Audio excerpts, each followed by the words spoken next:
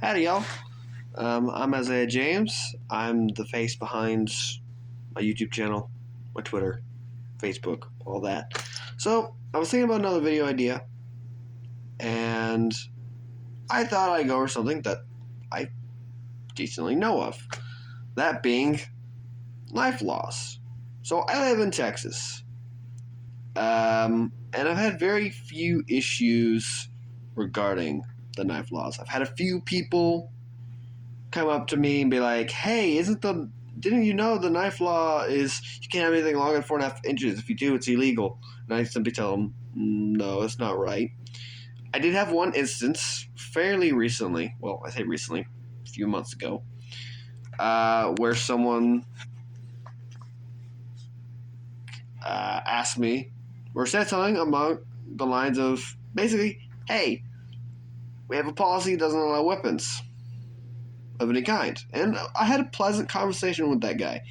He was absolutely wonderful. If you know who you are, you're a great dude. It was a wonderful conversation I had with that guy.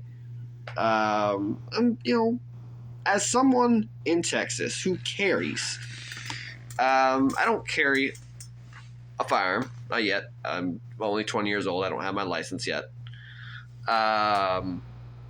But as someone who carries a knife, it's still the same reason to have concern and maybe bring more or into better light of what the laws are. So what are the knife laws here in Texas? So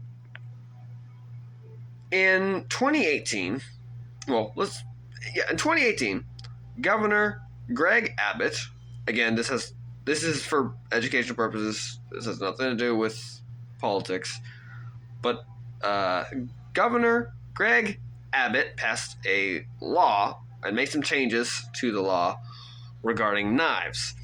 Originally, the law was that if you were under the age of 18, you could have a knife shorter than 4.5 inches. If you're 18 or older, you could have a knife up to, but no longer than 4.5 inches. If you had anything longer, it was considered an illegal knife. Same thing, that way the law applies if you had a weapon that was otherwise banned in the state. If you have it in your possession, etc., you can possibly be charged with possession of an illegal weapon. You can get some jail time. You get some fines. It'd suck. In 2018, at some point, I don't remember the exact date, but Governor Greg Abbott passed a law that changed that. He changed it to where if you are under the age of 18, you can have a knife shorter than 5.5 inches. If you're 18 or older, you can have a knife up to and longer than 5.5 inches. But if it's longer than 5.5 inches, it's no longer a illegal knife. It's a location restricted knife. But then again, it's pretty straightforward on what the location restrictions are. I mean, it's stuff like courthouses, police stations, correctional facilities, hospitals, banks. If you can think of it as like any sort of federal facility, you're not allowed. Stuff that you'd usually not be allowed to carry weapons, you're not allowed to carry it.